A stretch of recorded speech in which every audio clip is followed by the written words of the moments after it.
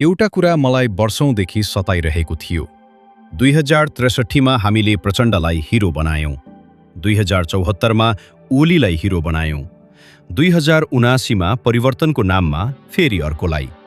र हरेक पटक हामी पढे लेखेका थियौं, हरेक पटक हामीलाई थाहा थियो दुरानो राजनीति काम गरेन, हरेक पटक हामीले सोच्यौं यो पटक फरक हुन्छ, तर भएन। र मैले आफैलाई सोधेँ, यो किन भइरहेको छ?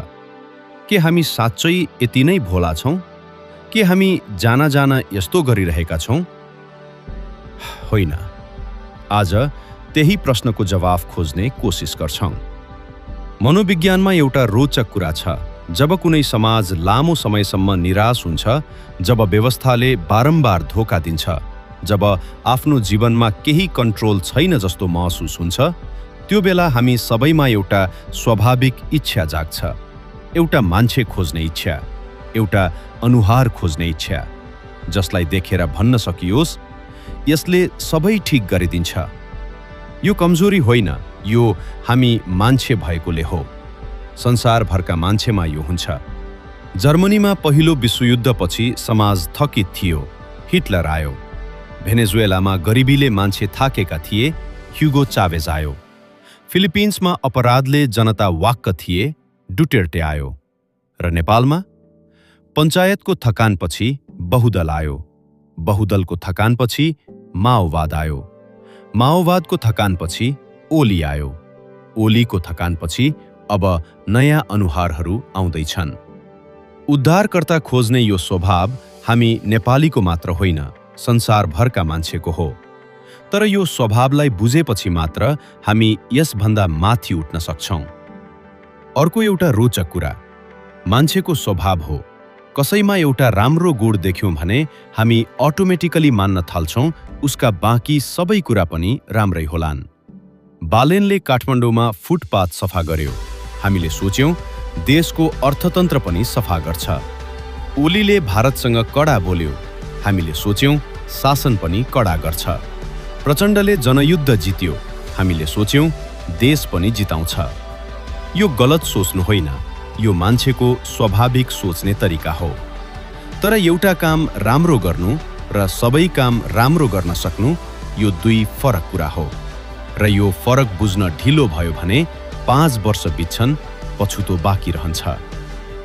अर्को एउटा कुरा जुन हामी सबैमा हुन्छ तर कमैले बोल्छन्, एक पटक कसैलाई सपोर्ट गरिसकेपछि, सोशल मिडियामा डिफेन्ड गरिसकेपछि, साथीहरूसँग बहस गरिसकेपछि त्यो मान्छे गलत निस्कियो भने पनि मान्न गाह्रो हुन्छ।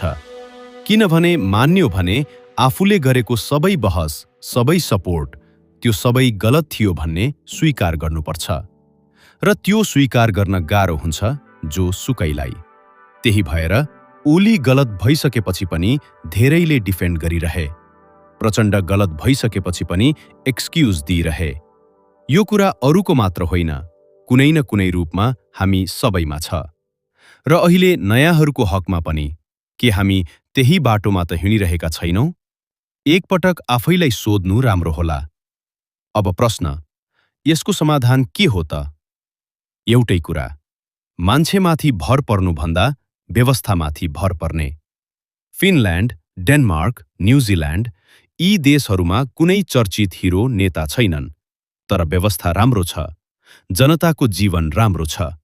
किनभने त्यहाँका मान्छेले नेतालाई उद्धारकर्ता बनाएनन्, नेताले फलो गर्नुपर्ने सिस्टम बनाए। र त्यो सिस्टमले नेतालाई जवाफदेही बनायो। नेपालमा हामीले सधैँ उल्टो गर्यौं, उद्धारकर्ता खोज्यौं, सिस्टम बनाएनौं। त्यही भएर उद्धारकर्ता आए, गए, सिस्टम जस्ताको तस्तै रह्यो। अब यो चुनावमा मान्छेको अनुहार हेर्नु अघि एउटा प्रश्न सोध्नुस्, यो मान्छेले मलाई आफूलाई फलो गर्न भन्दैछ कि व्यवस्था बनाउने कुरा गर्दैछ? जसले व्यवस्था बनाउने कुरा गर्छ त्यो उद्धारकर्ता होइन, त्यो साँचो नेता हो।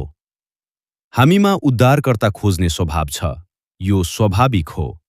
हामीमा राम्रो काम देखेपछि सबै राम्रो ठान्ने स्वभाव छ, यो मानवीय हो। हामीमा एकपटक साथ दिइसकेपछि मान्न नसक्ने स्वभाव छ, यो पनि स्वाभाविक हो।